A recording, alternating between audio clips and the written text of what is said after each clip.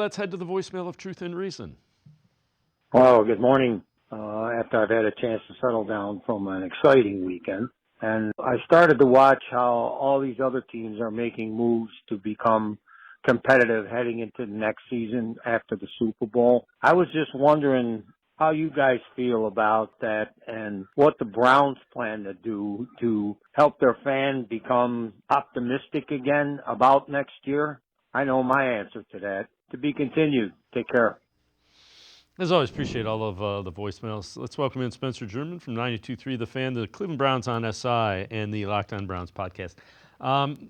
Spencer, it has to be a concern. Fans are probably as down on this after the 3-14 as they have been.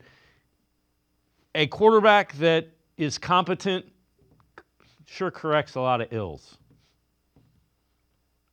Yeah, I'm assuming that's the answer that the caller was alluding to there as well. But yeah, I do think if you find the right quarterback, if you make that selection, or whether it's free agency or whatever, that solves a lot of your problems. Washington is a good example of that. Granted, not an apples to apples comparison because they started all over with a lot of change. New owner, new head coach, new GM, all of it sort of starting from scratch, if you will. But the biggest part of that is having a group that came in and identified the right quarterback, and they certainly feel like they have the sky's the limit for their franchise moving forward because they got that guy. So yeah, and I do think like the Browns seem really honed in on this class.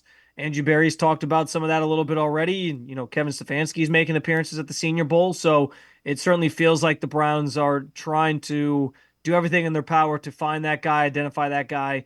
But yeah, I would say like if you're looking for that big splash that turns the franchise around, or the teams that played this weekend that you're looking and saying like, man, these teams just did these things and all of a sudden they're in the conference championship games.